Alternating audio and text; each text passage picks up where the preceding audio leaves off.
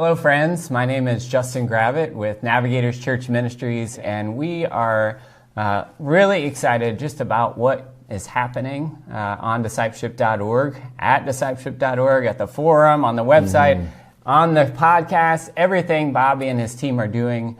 We're glad to be a part of because we really see the impact of moving disciple making forward, not only in churches, but in the culture at large.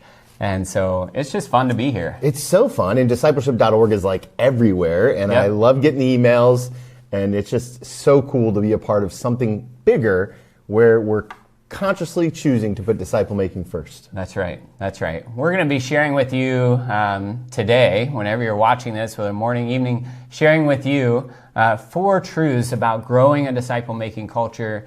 We have been impacted by this. This comes out of our lives and out of our ministry. And so we really think it's going to be valuable for you in your context. My friend Tony and I'm going to have him introduce himself here in a second, but we do a podcast together called the Practitioners Podcast. We just finished up season 2 of that. And so it's another context for us, right? Another context, another opportunity to share what God's done. Yeah, the crazy part is we talk about Jesus-style disciple making on the Practitioners Podcast, and we really feel that when we look at these truths, we're going to get to a whole lot of that and much more. So like Justin said, my name's Tony. I am the Director of Leadership and Discipleship for a nonprofit known as Spirit and Truth, a Wesleyan-minded equipping ministry. And prior to that, I served in the local church, which is where I met this guy. That's right. And funny story, you guys will love this. I don't know if you've ever had a meeting where you walked into the meeting and you thought, oh, this isn't going to end well. And that was kind of how it went for both of us. Right. After that first meeting. It was 8 years ago, and I was pastoring a church, and I walk into this meeting with this guy who was with Navigators Church Ministries, NCM, and all of a sudden he's like, you've got to be disciple making. You've got to be disciple making. That's all he ever talked about. And I'm like, Justin! There's nobody here to make disciples with. And it was very stressful. And I tried to break up with you at least 3 times. Yeah. And I felt similarly. I was like, this is not working, right? And we kind of butted heads for... Not kind of. We did butt heads. We did butt heads for about a year. We're both 8s on the Enneagram, if you know anything about that. So we're naturally aggressive. Yeah. And so tell more about that story. What was the transition point? What happened? So the reality is that I had worked in churches for a couple years prior to becoming the lead pastor. And one of the things that had just been burdened on my heart is that we had done so much small group work, but we weren't seeing fruit. And so there was lots of small groups, no small group leaders, no intentional, relational, reproducible, or even missional outcomes. Yeah. And so I knew that I needed to do something different, even though the message was hard to hear. So Justin and I would often pray together and pray for each other, even if maybe sometimes it was in angst or anger sometimes even. Frustration is probably a better term.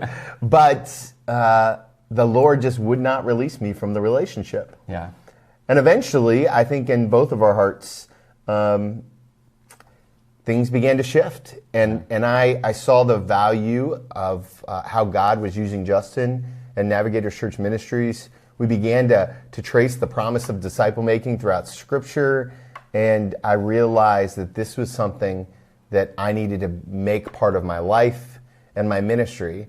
And now it's what I do all the time, and I blame Justin for it every day. Yeah, so it was really hard, like you said, early on. It was just relationally difficult. And as a practitioner with Navigators Church Ministries, my job is to walk alongside pastors and church leaders and to help them figure out disciple making, not only in their own lives, but also in their church. And so I wasn't just meeting with Tony, I was meeting with a number of other pastors throughout the area.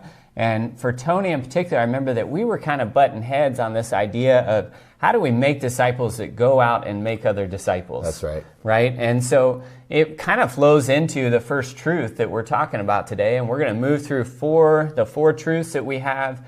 And then we're going to invite a current local pastor onto our time together, into this time together. And he's going to share with us just kind of what's been going on in his church as he's seeing disciple making become an express part of the culture at his church. But the first truth that we have to share with you guys is a disciple making culture starts with you. Starts with you, wherever you are, whoever you are. And whatever role you play in the church. Yep, not just the lead pastor, but staff, church leaders, everyday folks in the church. If you want a disciple-making culture in your church, it starts with you. And for you and I remember one of the things that you said to me was, Justin, I have no trouble making disciples. The trouble I have is getting them to go and make other disciples. That's 100% right. And what kind of the tension point was is that I'm naturally relational.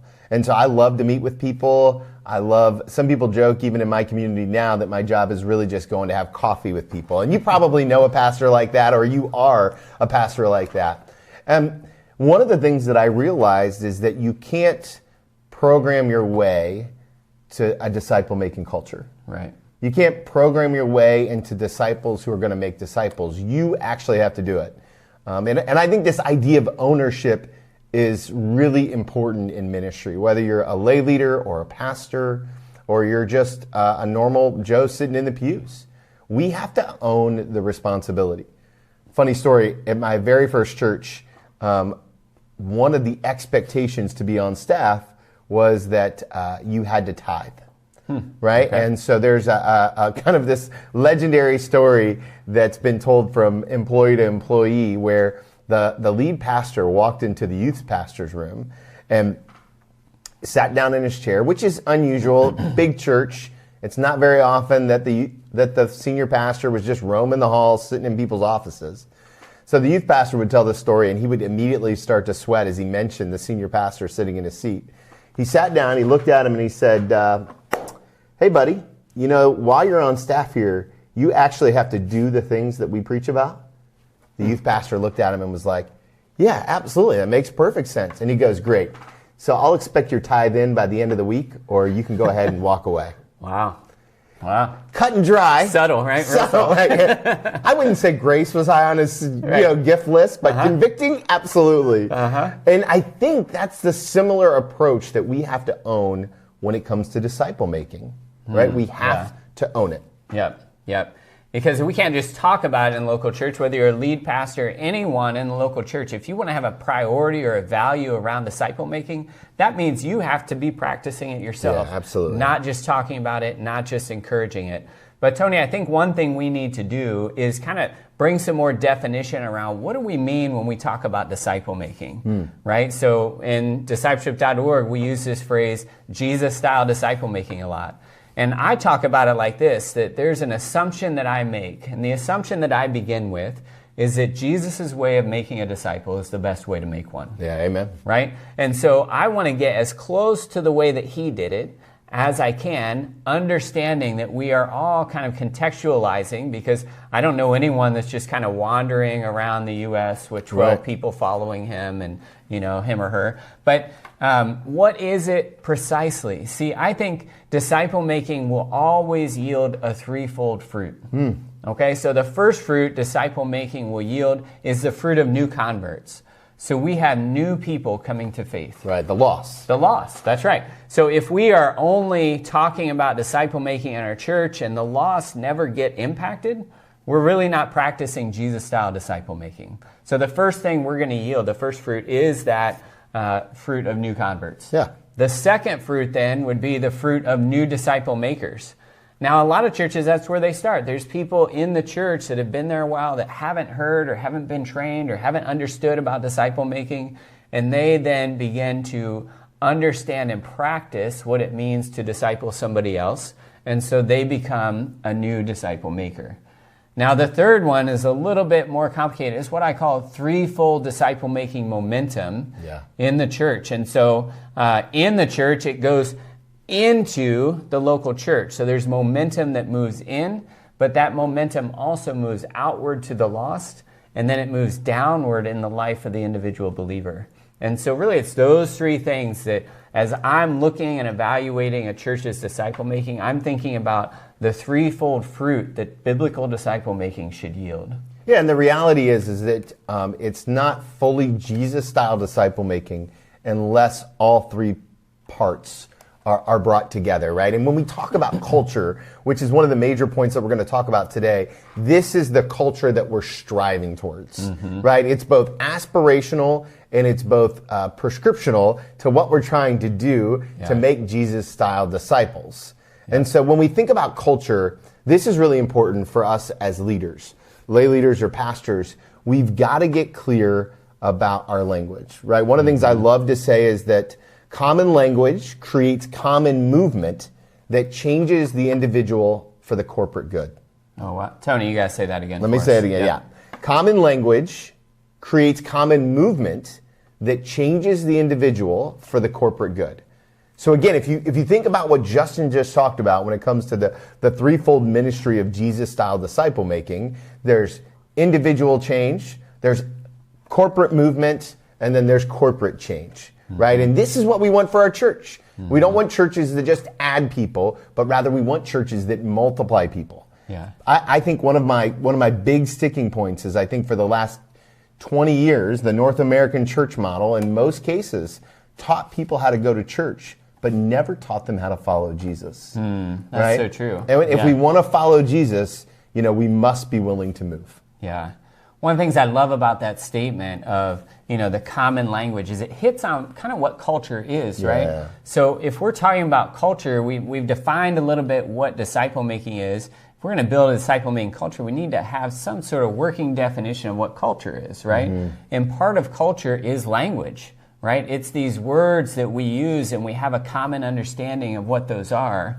I like to think about culture as a river, right? That it flows and it moves people, even if they're passive, right? So if you get into a river and you're not actively resisting the current, it's going to move you. It's going to move you. And so is the things that go into building that culture in a church, one of the biggest ones is our language, right? Another big one is like practices. For years I was a missionary overseas, and in the culture that I was in, it was Thailand actually, and so a really hot place all year round. And I still remember early on when we moved there and just getting to know my Thai friends, and every day they were going to a restaurant for lunch, and the thing that was on the menu, now there are different variations, but it was the thing that was on the menu, was hot soup in 90 plus degree weather. That sounds awful. And being from the Midwest, hot soup was for the winter. Right. And so we're sweating our tails off over there and, sit down to a bowl of hot soup. And it took a while for us to be impacted by that culture. But by the time we had been there a year, maybe a little more, we were excited to go and eat that hot soup because it had become a normal practice for us. Tony, what are some of the other pieces and parts of culture?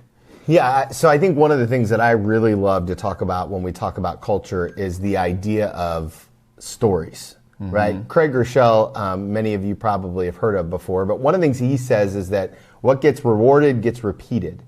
So in building an intentional culture, it's crucial that we begin to tell stories of the things that God is doing through this Jesus-style disciple-making approach, right? And oftentimes we tell stories about, we gave this much money here, we gave that much money there. None of those things are bad, right? We all have to do those things as the church. But how many times do we say, man, so-and-so walked alongside so-and-so, and now that person is walking alongside that person, and lives are being transformed. So I love the idea of stories when it comes to culture. And then the second thing is vision, right? We talk about vision from the sense of like showing where the current is going. If we go back to that river metaphor, which I loved, it's telling the people who are in your church, in your community, and not just that, individually, the people that you're discipling, you're giving them the vision of what this looks like. And this is what I found, and maybe you found it too, is if I fail to cast the vision, we end up getting stuck. Because the vision points the direction in which God is calling us to. And if I don't keep our eyes on the big prize, we end up spinning our wheels, stuck in the mud, and next thing you know, I'm completely out of the river, and I'm just in the mud. Right. I love that, right? Vision protects us against stagnation. Yeah, right? That's a great way to say it. Absolutely does. Vision protects us against stagnation. And it's not only personally, but also corporately in a church. So our first truth, right, that we've been talking about with you is a disciple-making culture starts with you, right? We talked about what disciple making is, what culture is, and really for culture to change, there needs to be someone or something, a catalyst, to show something different. And that brings us to our second truth. A disciple-making culture grows with your team. Now, this whole truth comes out of 1 Thessalonians chapter 1. 1 Thessalonians 1, as you probably know, Paul goes into Thessalonica with his team. His team live amongst the people of Thessalonica. They model, and then they begin to have some people imitate them, right? But it started with Paul. Paul brought his team. The team then modeled for other people in that place. Those people started to imitate. And then it says other people start to imitate, and finally other people. And so we see this kind of concentric circle of imitation and doing the same thing that really Paul started to do first, which Paul tells us he was trying to do what Jesus was trying to do in 1 Corinthians 11:1. And so a culture grows with your team. That's right. If you think about how the second truth corresponds with the first truth, right? So the first truth is that you own it, right? So when I begin to build a team, I own it. Then I pass on ownership, not just to me, but now to you. So I own it, you own it, and then when you begin to really build the team, we own it. Yeah. Right? And so this is really a kind of a key element of changing culture in your church, no matter how big or small your church is. Because if you can get a group of people united in the vision, centered around the language, really getting the culture moving, right? Then all of a sudden, you're not the only person that has to advance the mission of Jesus-style disciple making in your church. It's how we change a lot of different things. We're going to get into more of that. I almost jumped ahead. I stopped myself. So when we think about a team, Justin, we think about this idea about, we like to use the acronym CORE. Yes. Can you run us through the C in CORE? Yes. So the C is common vision, right? So this comes out of the ebook that I partnered on and wrote with Discipleship.org. So it's available on the ebook section of Discipleship.org, the foundation of a disciple-making culture. The foundation is this core team. Yeah. CORE is an acronym, as I expound on it in the book. The C is common vision. So we have to get on the same page as a team together of what are we doing? Where are we going? Because if one of us on the team thinks, oh, the most important thing for us is getting a lot of people in the building on Sunday, and another person thinks, no, the most important thing is getting lots of people tithing, for instance. Yeah. Or the other most common ones like baptism, right? Sure. Getting the most people. Well, all those are good things, but none of them are real disciple-making metrics, right? And so, again, if we start with disciple-making culture starts with you, then as a team, it starts with me and it starts with each of us in this room on this team. Then that means that all of us are practicing it. And now we're looking and figuring out, are we making disciple makers? Are we bringing new converts to faith? Are we seeing that threefold momentum begin to move not only amongst our team, but in our church? And the common vision part is that idea, again, of we are aligned. We are aligned in what we're doing. Yeah. And Tony, you know from being a pastor that this is a challenge, right? To get people together and get them on the same page, moving to the same place.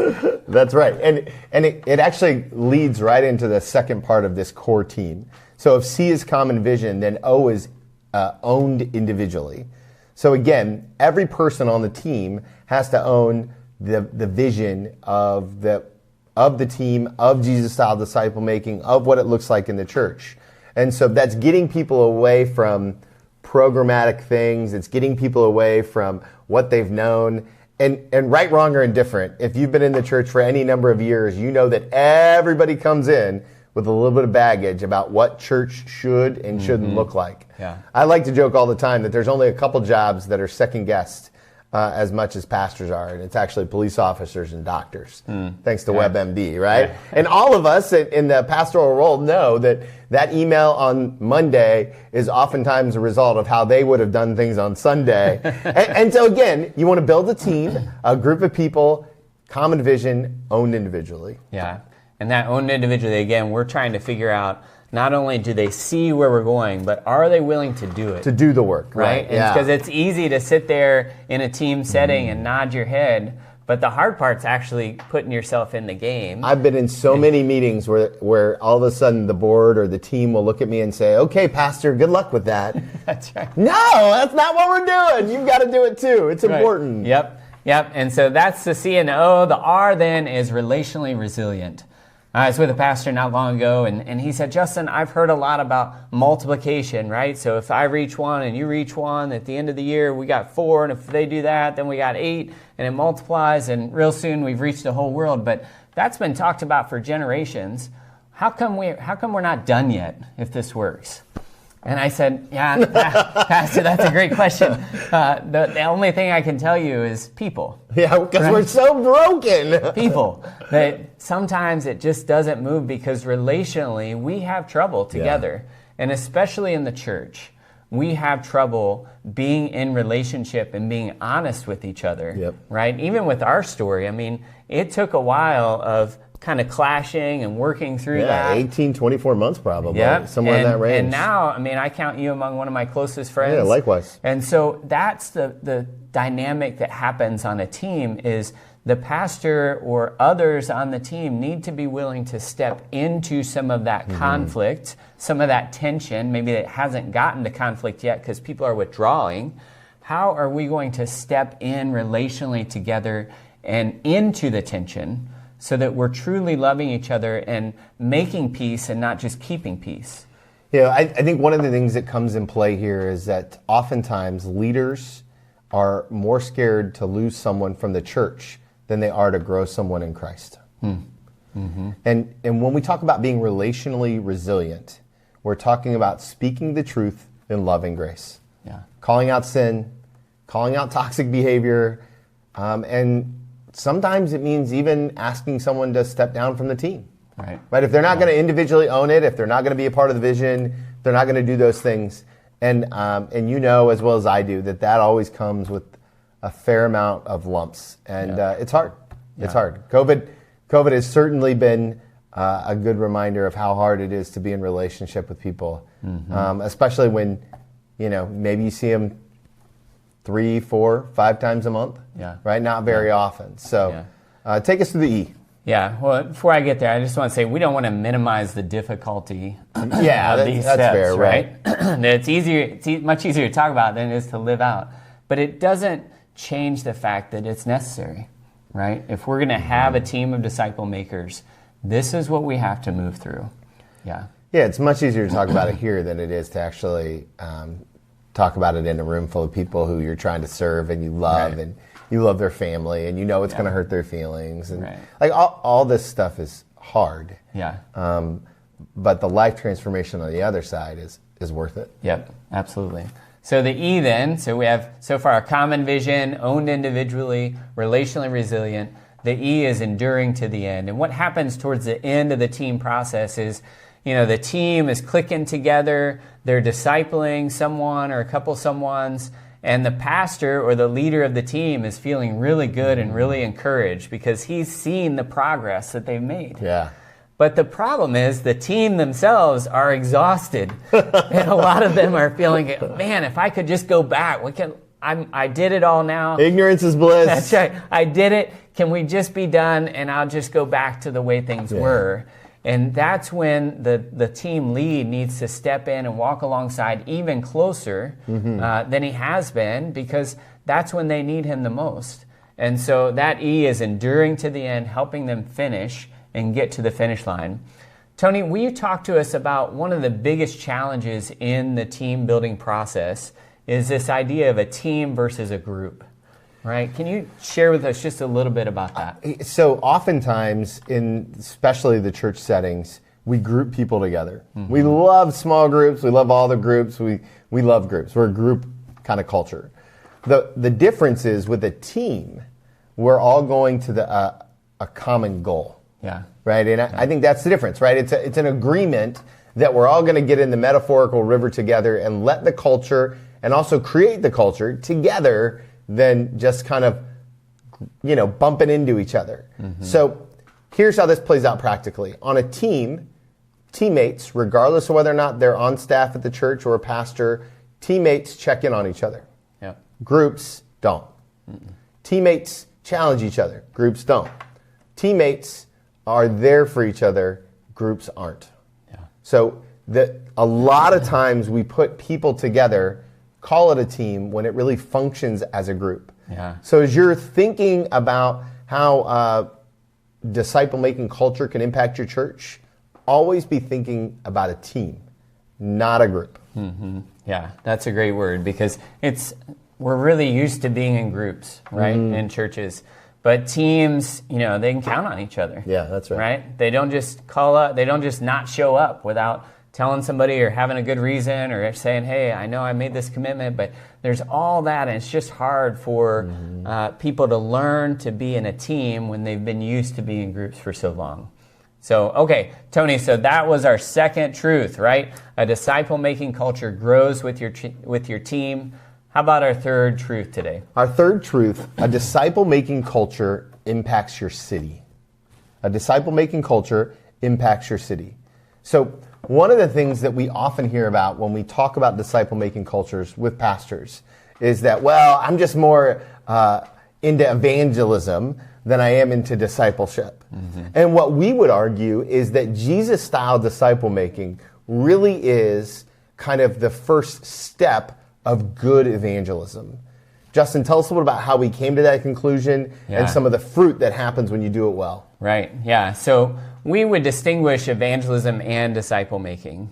When I say distinguish, I don't mean separate. They are connected. I would say that one always feeds the other. That's right. Right? So you cannot have biblical disciple-making that doesn't include evangelism. Right. Right? And so if I'm discipling somebody and I'm not modeling evangelism, I'm not training evangelism, I'm not doing Jesus-style disciple-making. On the other hand, if I'm doing evangelism and I'm only sharing my faith and bringing in new converts, but I never help them, that's not what Jesus did. That's not the picture that we're presented in the New Testament, either for the individual or the church, right? And so we believe these work together. We cannot separate them, but they are distinct in what we do. In the same way that I think it'd be a little ridiculous if we would think, well, Jesus is discipling somebody that doesn't want to be like Jesus. Right. I don't think he would do that. It wouldn't work. No, it wouldn't work. Now, what he would do, and what we're called to do, is to love those people, to walk alongside them relationally in a similar way that we would do with disciples. But the way that we're engaging them is a little bit different with what we're talking to them about, how we're serving them, what we're trying to move them into. It's a different phase. Yeah, one of the things that we like to say is that you're a disciple maker wherever you are. Yep. So that gives you the opportunity to interact with non-Christians and start with evangelism. But once they've said yes to Jesus, well, now the work of disciple making really begins. Yeah. So because Jesus-style disciple making is not programmatic, right, I get to take it with me wherever I go. So I get to, for example, I'm on a couple of boards for local sports teams. My kids are sports nuts. We live the sports life. If you know, you know. Right? So one of the things that happens is in that community, I'm surrounded by non-Christians all the time, which is great because even though I love my church family, they're already all following Jesus, or at least know who Jesus is. Right, they're working on that. They're working on it, right? Yeah. And so what I get to do in that community is I get to represent Jesus in a very tangible way and walk alongside someone once they said yes to follow him. Yeah. So evangelism has a place, and then evangelism very quickly moves into disciple making so that we can make more disciples. And so that's the way that this disciple-making culture is going to impact our city, right? If disciple-making only impacts the church, or if it stays in your church, again, not only is it not Jesus style, but it's not maturing, right? We don't see that momentum moving outward. And the strongest disciple-making churches that I know are really passionate about the place and the people around them, right? Locally, we have a local disciple-making network, the Dayton Disciple Makers Network, and one of our goals and one of the things that we're trusting God for is a movement of disciple-making through Dayton. Right. And one of the things that we believe, it's a number of churches together cross-denominationally, pastors all moving towards the same thing. one of the things that we believe is that as we start to see God do that, see this movement move through Dayton, we're going to see things like crime rates go down. Yeah. We're going to see those who are impacted by the heroin epidemic in Dayton go down. There's lots of things that we can look at outside of our churches that disciple making should be able to shift. And for the everyday believer, it shifts the way they are, just like you were talking about, Tony. We are disciple makers everywhere. And so if you think about the people in your church, as they become disciple makers, it's going to impact their workplace. That's right. It's going to impact their neighborhood. It's going to impact their family. And it just moves out. Tony, would you share just a little bit more in detail about kind of what you're doing with sports and how you're seeing disciple making move through you and through others? Yeah, so we all know that there's a temptation to make sports an idol in our communities. And I can be as guilty of that as the next person. I love the sports, especially the Cincinnati Bengals. Hoo day. You're welcome. Go Bengals. So when we talk about bringing the gospel into those kind of communities, we really have to do it from the inside out. Yep. And inside out disciple making means that we're going to be in the community, we're going to serve the community, not with the agenda of like reaching people for Jesus, but also with the agenda of reaching people for Jesus. Yeah. Because I believe that Jesus has transformed my life so much. Everywhere I go, I have to share Jesus. That's my testimony, right? He's transformed my life, and I believe he can transform the world. Now, this is really important because for so long, we've taught people how to go to church and not how to follow Jesus. So if we release our congregations to not worry about bringing someone to church, and we only ask them to bring people to Jesus, what will end up happening is we'll have full churches. Because once you fall in love with Jesus, you want to worship him. Amen? Right? I know you believe that. Yeah. So what we have to do is take our foot off the gas of, hey, come Sunday, come Sunday, come Sunday.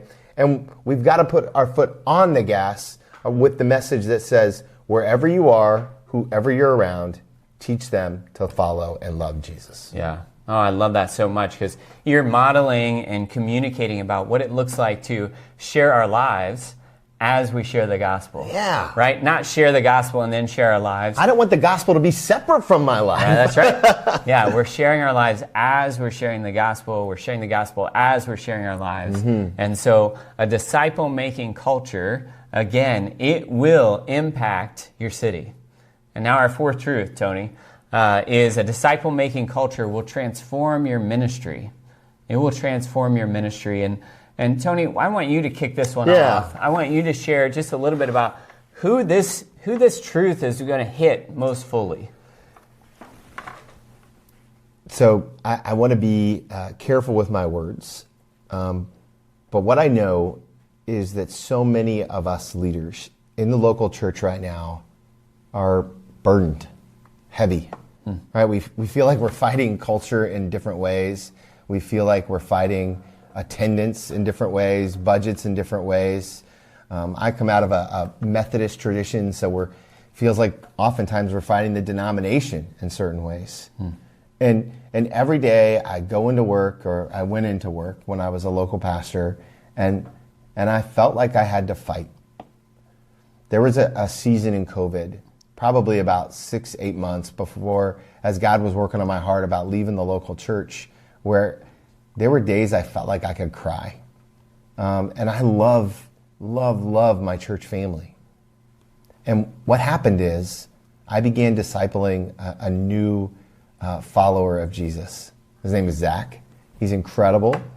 And he came into my office and he was struggling with some personal issues. He didn't know the Lord. He came to the Lord. And eventually we began a disciple-making relationship. And so when we say that disciple-making culture transforms your ministry, what it does is it gives you promise and hope that individual lives are in fact changed by the gospel. And it's bigger than a building, and it's bigger than your board, and it's bigger than your bishop or your budget. Right? It's bigger than all of that. It's one life at a time, because what I know is that Jesus transformed Zach's life. And that's a ministry that's sustainable. Man, that's such a powerful story, right? And I know that there are many, many leaders that are probably tuning in or listening in some way today, that resonates, right? They're just weary.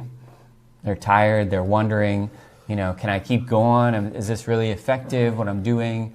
And, what you and I have both seen, what you've lived, but I've seen it as I've walked alongside pastors, is that pastors, as they engage disciple making, it becomes kind of an encouraging place in their life. Yeah, it's right? it's the well. Yeah, it's one of the places where they get renewed and refreshed in ministry, because working with an individual or a few individuals or a small, triad, they begin to see that, this is working. The gospel still has power.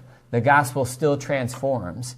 And these people that I'm walking alongside and loving and discipling, their lives are changing, and they're now beginning to go and disciple others. Mm-hmm. And so whatever other stuff they're dealing with that might come into their door or that might blow up in the church, they will turn their attention to that and say, well, man, there might be fires here, there, and over there, but right here, I see the light. I see Jesus doing his work. And, not saying that in the fires Jesus isn't, it's just a little harder to see at the time. That's right. Right? But it becomes that encouraging place where they can see it. Now, for me, I was on the other side of that, right? So I've not been a pastor, but I was someone like Zach, 20, 25 years ago, where I had grown up in the local church. I had said I want to follow Jesus, but I didn't really want to follow him. Yeah. I mean, I just thought that meant, okay, I need to follow these rules, be in church on Sunday, and I don't like rules to begin with, so that wasn't a great fit. Be in church on Sunday. And it wasn't until someone began to disciple me, and they opened up the scriptures for me and said, Justin, are you spending your life, or are you going to invest it?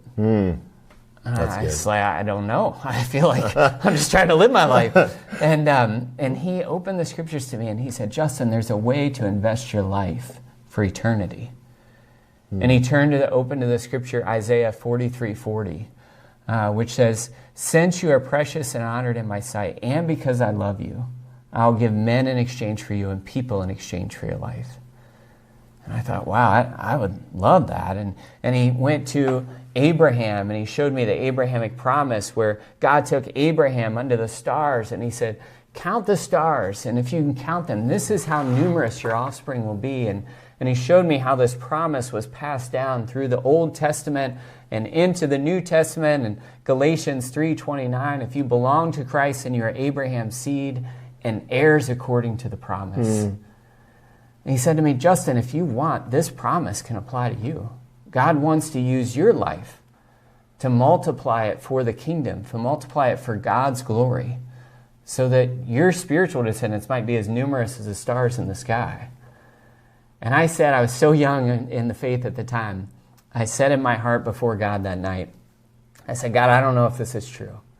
But if it is true, I want you to do it in my life. And I've seen it happening in my life, that God is multiplying me, and I see him doing it in others' lives. And honestly, there's nothing I know that's more exciting than what God does in the lives of individual believers and in churches and disciple-making cultures as they invest themselves into God's kingdom and what he's calling us to do. There are so many things in the world today that demand your attention. And we're not going to pretend like those demands aren't real. We're not going to pretend like those demands aren't hard.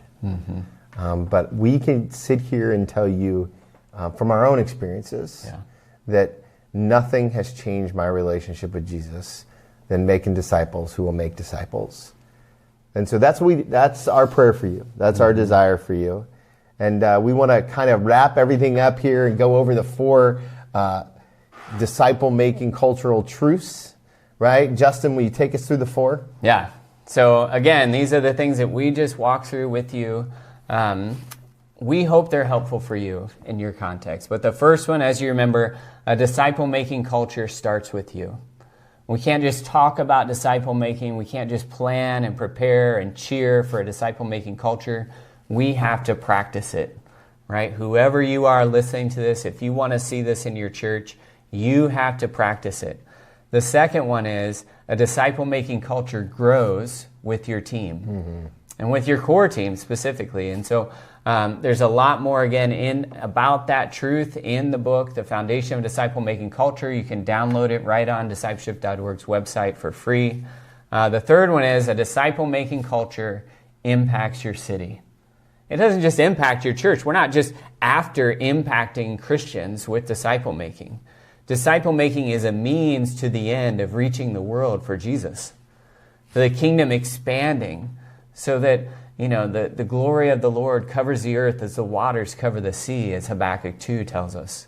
And then finally, the fourth one is a disciple-making culture transforms your ministry. And it becomes, again, something that fuels us in ministry. It refreshes us. It encourages us. It helps us through the hard times. It brings some of its hard times, some hard times of its own. Truth. But as that happens, we really get to see God using us in the lives of individual believers in ways that are undeniable and that keep us going. And so, again, we hope this has been helpful to you. We're not finished. We are not finished today. I'm really excited. Justin mentioned our Disciple Makers Network, and it has been a group of pastors that have really given me life and given me a group of people to kind of bounce ideas off of in a lonely pastoring world. Find yourself some pastor, lay leader friends, plug into them. And I hope they're as good as the gentleman we're about to introduce you to, Mike Tuttle. Mike is the senior pastor at Miamisburg Christian Church. He's an incredible man. He's got energy for days, and you're going to love his charisma as we talk with him about what it means to create a disciple-making culture, his successes and his failures. All right, we're here with Pastor Mike Tuttle, the pastor of Miamisburg Christian Church. The legendary. Yeah, my business card says his pomposity. I had to get a bigger business card so it would hold the words. It's 8 by 10. He just hands it out to people. Yeah. Mike's been the pastor at Miamisburg Christian for 20 years, and I just wanted to I want you to share about your experience with disciple making and kind of what that journey's been like for you. Sure, yeah, and I grew up in a church very similar to the one that we're in right now, over in Columbus, my home church, and I guess the church has always assumed they're making disciples. I don't know that there's a church that hasn't thought they were doing the right thing. I know I thought that growing up, and I was a product. As a matter of fact, the whole group I graduated with, they all ended up in church leadership in some manner. And so I was back at my home church teaching a class of adults. I was the youth minister, but I was teaching an adult class, and it was the largest adult class that we had at that time. And I say that because we had a group that would switch. We had 40 people every quarter, but they were a different 40 because they served in the church, and so these were, they were there all the time. They were serving. They're part of class, and in our class there was a big time teaching, big group teaching, and then we would break into small groups. And in those groups, they would ask each other questions and, hey, what does this mean? And how are you applying that? And hey, I did this past week. So there was, accountability. There was personal growth. I think people were enjoying it. They were inviting their friends, so that was part of it. What we realized was the relationship, there just wasn't time for the relationship piece. And so we actually were trying to figure out how to have activities just to have relationship time. And that's about the time small groups came into vogue, at least in our church. And so we kind of began to lean into that. And when I came over here, we were doing what the church has always done. And so I just thought we were doing it right. And after sitting down and talking to you, I realized I knew we were missing something, but I didn't know what it was. And after talking to you, I think we got it figured out. How did that mind shift begin to happen for you, right? So you went from growing up like most of us, church, disciple making, it all looks like this, and then all of a sudden you began to create a culture that looks different. So how did that shift in your heart, and then how did you shift it in the church? Well, it was a painful shift in my heart because we all blame Justin. Right, exactly. It all goes Thank you. back. Yeah, thanks. So One of our guys here said, hey, there's somebody you should meet. His name is Justin. So he introduced Justin to a couple of other staff members, and they started meeting with you, and they met with you for a while. And then at some point you must have said, we need to get the lead guy involved. We're going to make a culture. Right. You can't create the culture without the lead guy being involved in it and also communicating it. Yeah. And so they said, we've got a guy you should meet. I said, why? I don't want to. I don't have time. My calendar's full. Preach. I know. So it's not like we're sitting around twiddling our thumbs. No. And they said, we need you to. And so I agreed to. And we started meeting. Yeah. Although, if I remember correctly, even early on, I would call you and say, on the day of, hey, I'm going to have to cancel today. And you would say, why? And what's going on? Right. And if it wasn't like a really good reason, like a really good reason. I even remember one time you saying, can they not schedule the funeral for some other day? And I'm like, what in the world? Just wondering. I don't know. That's a fair question. Yeah. But at any rate, it wasn't long after that I went through a very difficult, it was very dark days of my life. Yeah. And you walked me through that. Yeah. And so I actually experienced what you were talking about. Before you hit something like that, it can be just a lot of talk. Yeah. But when you're walking through, the valley of the shadow of death, and you have somebody walking beside you and helping you, it becomes apparent you're not selling a program or a product or something. Yeah. And so that helped me quite a bit to begin to understand. And we've been meeting every other week for 4 years. Yeah, and that was a unique opportunity that kind of God gave us just to knit us together. It felt like an opportunity from my side. From your side, it was a terrible time. But even in the midst of that valley, some of the good that God was doing to kind of help prepare the soil of your heart for disciple making and what it might look like and what it felt like, right, on your side, but what power it would have not only in the lives of individual believers, but also in the life of a church body. Sure. Right? And so absolutely. Could you share with us just a little bit about what that shift has looked like, or how you've started to move the church towards a disciple-making culture? Sure. And to be sure, it was not an immediate. It wasn't like you and I met for a couple of weeks and we said, all right, here we go. Right. We met for a couple of years, I think it was, before we started to talk about this. And you were still meeting with the other guys. Yeah. So there were 3 of us, at least at that point, that you were meeting with. And then we began to talk about culture. And so we began to talk inside our staff, not the whole staff, but the 3 of us began to talk about what that would mean. We went to our elders and talked with them about it. And they had the same response I think probably I had initially of, what are you talking about? It worked for me. Of course it's working. We've got our attendances going well. Things were happening. And so it was a little bit, they wrestled with that as well. And so it was a matter of, we prayed about it a ton. And I know that sounds cliche, sounds like something a pastor is going to say, but we covenanted, we made this agreement that we would pray about this every day for a set amount of time, and we did before we came back together again.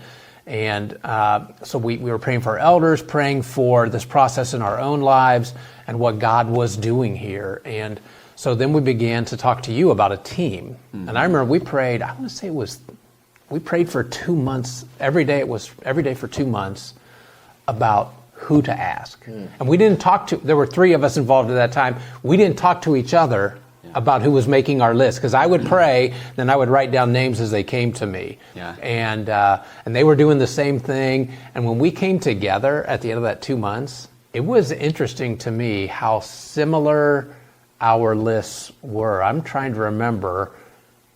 There weren't very many people, I think, that didn't overlap a whole lot. Okay.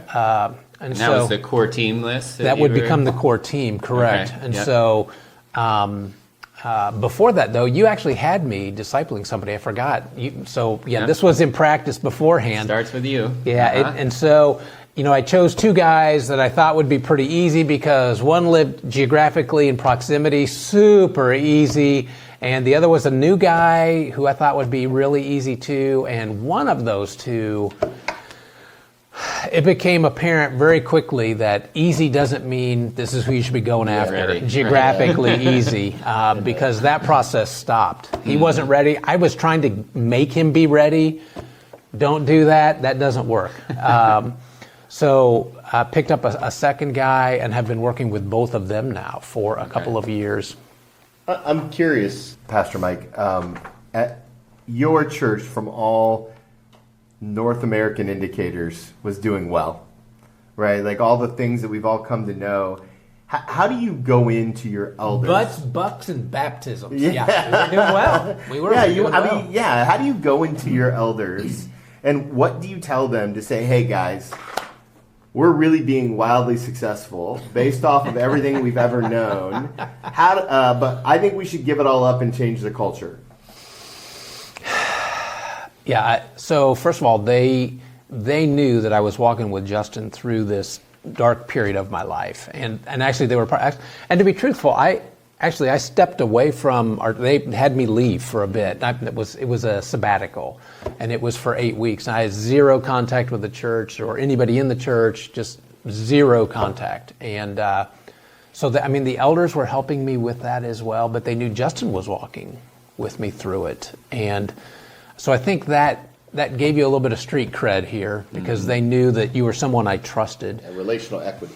Yes. So I think that helped, but it wasn't easy. It was a lot of conversation. And here's why I think we need to do this, and here's what I've been doing, and here's what I'm seeing. Here's what our other guys have been doing. Here's what they're seeing. So it wasn't even just my experience. It was our, three of us on staff who were having this experience. And our elders they're great elders. And so while they're not just going to switch because you say switch. They are like the Bereans who are going to make sure that what you're saying is accurate and true to Scripture, and they began to walk with us on this. Can you share with us, so you guys have been in the culture building process for probably, a year and a half now, 2 years, somewhere in there? Almost a year and a half. Yep. Can you share just a little bit about what you've seen occur in that time? What's been the effect of it? I'm only laughing because COVID. Actually, had we started, seems like we had started when COVID, and it was like towards the tail end, I think. Start with masks, right? You're meeting with masks. Oh, yes, that's right. And do we have to wear masks in our meeting? That's right. We had those discussions. We're all over the room. I mean, we're spread out in this big room, and oh my goodness, yeah. So that was part of what we experienced. And interestingly, within this group, there was nobody really complaining about the masks. There was no politics going on, nothing like that. It was just kind of hey, do we have to wear the masks in here? Because I hear better if the mask is on. I can see your face better and understand and read you a little bit more. Connection. Yeah, and I appreciated that. And really, I didn't. So, COVID aside, the every other week we experienced some of the people that were on the team initially, they dropped. Some for personal reasons, some because they decided it just wasn't for them. We had at least one person move, and we've tried to keep up with her and just sort of see it as a planting a seed in another location type thing. But the group, as it has shaken down to who has remained, they have been solid. And right now we're working through some of the foundations of culture here as a group. So everyone on the discipleship team, disciple-making team, has a disciple, at least one. Yeah. My understanding is within this time frame, there are at least two, and I don't know if there are more than this or not, but the last I heard there were at least two of them whose disciples are now discipling someone. Wow. And so that's... seeing that third generation. Yeah, that does something for your heart, by the way, just in case you're wondering. I mean, that just does something for you when you see that sort of thing happening. I always say grandparenting is much better than parenting. And that's true. I'm a grandparent, so yes, that's absolutely true. We would have bypassed the kids to get to the grandkids if that were possible. It's not. But with our team then, they have been great about really being involved in the work of culture, vision, defining mission, the core values. And our church had we had all of those things, actually, not some of those. We had all of those. Again, our staff here, our leadership, they're great. They're incredibly intelligent. They love Jesus. They love the church. They want to reach our community. They want to change the world. Yeah. And so these things were not far off, but what we've begun to do is just make sure that disciple-making communication, vocabulary is intentionally, strategically placed inside all of those things so that they reflect. Again, they weren't far off. You could have actually, without writing the words disciple-making into them, saw how that fit in. Oh, that's great. But we wanted that language in there. Common language creates common movement. Yes. And it's interesting how many times you now hear disciple maker around here. That's good. Oh, wow. So there's a lot of pastors listening, and as we prepare to wrap up, I'm wondering if you might just give them a little encouraging word, if they're maybe in the beginning part of the disciple-making process, or they haven't seen the fruit yet, that maybe they're not to the third generation yet. Yeah. If you could give them a little pep talk, Mike, what would you tell them? Well, and I just want to make sure you understand as well, we haven't arrived by any stretch on this. It's still very much a work in progress. But it takes time. There's nothing fast about this process. Mm-hmm. And there's nothing fast about helping someone who doesn't know Jesus come to know him, unless someone has done a lot of work ahead of time. But most people who make that decision, being discipled by someone else, that's not in their head yet. Right. And so to walk beside someone, but when that happens, when you do it, and then when you help someone else learn how to do it, because you now are modeling it and you understand the experience, and your congregation begins to get the picture, it is incredible. Yeah. It is. It just changes your outlook on life, and you understand differently how you're going to impact your congregation, which will impact your community, which is going to impact here in our area, the Miami Valley. That's right. And we've already begun to drop seeds in other places, so other cities in the state and other states, and so you can see very quickly it's going to spread through the country and outside the country as we continue to move forward. Amen. Yeah. Pastor Mike, thank you for coming on today. We're reaching the end of our time. We hope it's been encouraging to you. Tony, can you kind of wrap for us the hour and the time we've had? Well, our goal was simple but not easy, right? We wanted to take you through the 4 disciple-making cultural truths, hopefully understanding that you have the opportunity to do this wherever you are, whatever leadership role you play in. And now is the perfect time to start making disciples. Mm-hmm. And so we're thankful for you. If you want more information from us, if you want to hear from us, I recommend subscribing to our podcast, the Practitioners Podcast. Wherever you get podcasts at, just go and hit that subscribe button. It'll go a long way to help spread the word about what God is doing through that platform. And you can hook up with Justin at justingravitt.com. Myself at twmilt.com, and as always, go and download Justin's book on discipleship.org. It's got a lot of the core resources that we talked about here. It's an honor and a privilege to be amongst you, our disciple-making first friends, and we can't wait to see you guys at the forum.